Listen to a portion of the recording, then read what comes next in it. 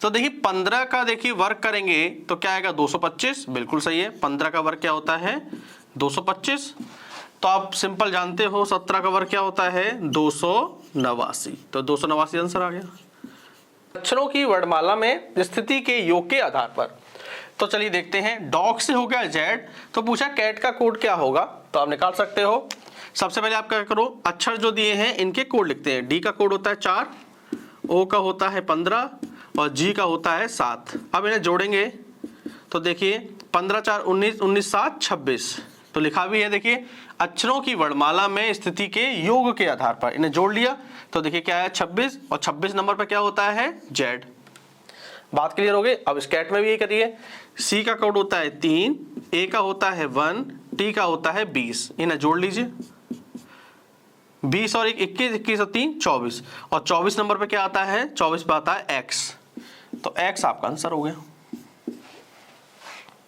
अक्षरों एवं अंकों का मिश्रित सम संबंध। देखिए यहाँ पे अक्षर भी दिया है और संख्या भी दी है। चलिए देखते हैं। देखिए एफ से हो गया 216। तो सबसे पहले आप क्या करोगे, जो अक्षर है उसको कोड में लिख लेते हैं। अक्षर एफ का कोड होता है 6 और 6 से 216 हमें पता है, अगर 6 का क्यूब कर दें तो 216 हो जाएगा। क्लियर हो गया। अब इसे भी समझ गए होंगे। एल का कोड क्या होता है, एल का कोड होता है 12। अब 12 का क्यूब करना पड़ेगा हमें, और 12 का क्यूब याद कर लो होता है 1728। तो 1728 आपका आंसर आ गया। अब इसमें देखिए दूसरा वाला प्रश्न भी अक्षर एवं अंकों का मिश्रित वाला है। अब देखिए रस्ट का हो गया 9687। तो ये पूछा TSUR का क्या होगा। तो आप ध्यान से देखेंगे, रस्ट को अगर हम विपरीत करके लिखें तो देखिए क्या हो जाएगा। विपरीत करके लिखेंगे इसे तो TSUR देखिए बन गया। तो आपको भी क्या करना है, अब 9687 को विपरीत करके लिखना होगा। तो विपरीत करके कैसे आएगा 7 8 6 और 9। ये आपका आंसर हो गया।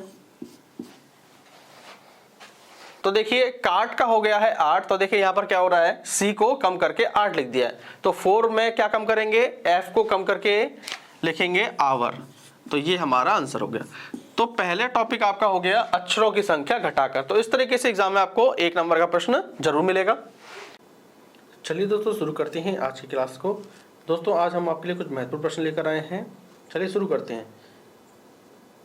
प्रथम बौद्ध संगतियां। दोस्तों कुल मिलाकर 4 बौद्ध संगतियां हुई हैं। तो प्रथम बौद्ध संगति का वर्ष कौन सा है, तो देखिए तो वर्ष 483 ईसा पूर्व में पहली बौद्ध संगति हुई थी। स्थान है इसका राजगृह। अध्यक्ष थे इसके महाकश्यप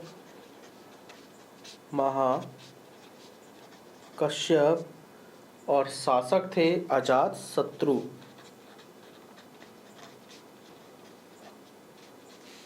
ठीक है दोस्तों, आप इस तरीके से नोट्स बनाइएगा। तो जिस तरीके जब आपका एग्जाम नज़दीक आएगा तो आप आसानी से इसको याद कर सकते हैं। ठीक है, आप एक लंबी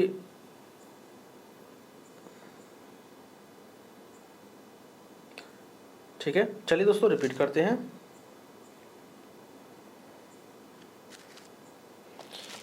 तो प्रथम बौद्ध संगति हुई थी 483 ईसा पूर्व में।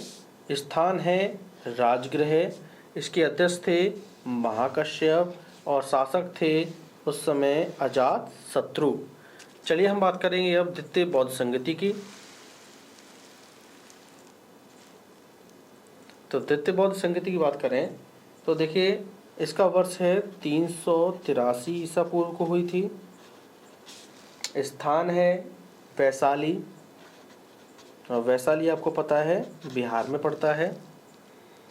ठीक है, और इसके अध्यक्ष हैं शुभकामी। अध्यक्ष हैं शुभकामी।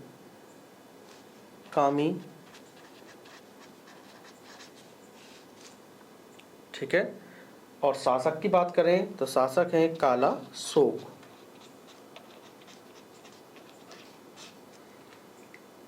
तो द्वितीय बौद्ध संगति 383 ईसा पूर्व में हुई।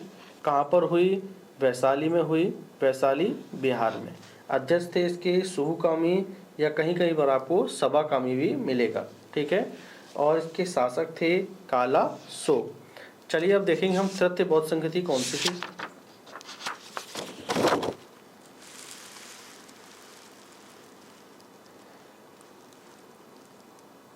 चलिए तृतीय बौद्ध संगति को देखते हैं। अब इसका वर्ष है 247 ईसा पूर्व, 247 ईसा पूर्व इसका वर्ष है। स्थान है पाटलिपुत्र, पाटलिपुत्र स्थान है। तीसरी बौद्ध संगति के अध्यक्ष थे मोगलीपुत्तिस, तो लिख देते हैं उनका नाम मोगलीपुत्तिस,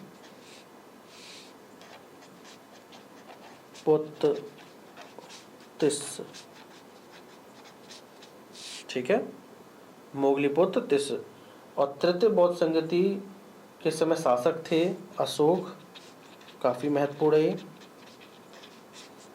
ठीक है दोस्तों। चलिए अब चलिए वह रिपीट और जरूर करेंगे। तो तृतीय बौद्ध संगति हुई थी 247 ईसा पूर्व में।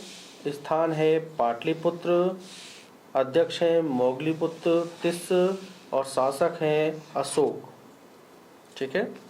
चलिए अब देखेंगे चतुर्थ बौद्ध संगति के बारे में। तो दोस्तों चतुर्थ बौद्ध संगति की बात करें तो वर्ष है ईसा की प्रथम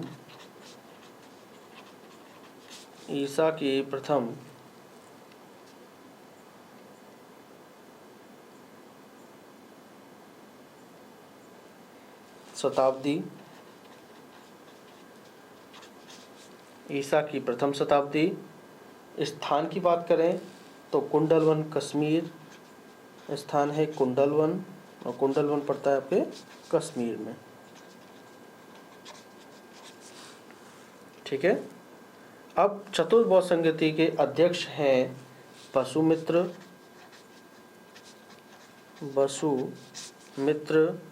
और उपाध्यक्ष की बात करें तो उपाध्यक्ष भी आपको याद रखना है अश्वघोष, ठीक है, अश्वघोष हैं। और इसके शासक हैं कनिष्क, चतुर्थ बौद्ध संगति के शासक हैं कनिष्क। चतुर्थ बौद्ध संगति का वर्ष है ईसा की प्रथम शताब्दी। स्थान है कुंडलवन कश्मीर, अध्यक्ष हैं वसुमित्र, उपाध्यक्ष हैं अश्वघोष और शासक हैं कनिष्क, ठीक है दोस्तों ये महत्वपूर्ण प्रश्न थे जो एग्जाम में कई बार पूछे जाते हैं, ठीक है दोस्तों आपको इसी तरीके से नोट करना है। आप अगर इस तरीके से शॉर्ट नोट्स बनाते हैं तो आपको एग्जाम के टाइम पर याद करने में आसानी रहेगी, ठीक है दोस्तों। चलिए हम मिलते हैं अपनी अगली क्लास में, धन्यवाद।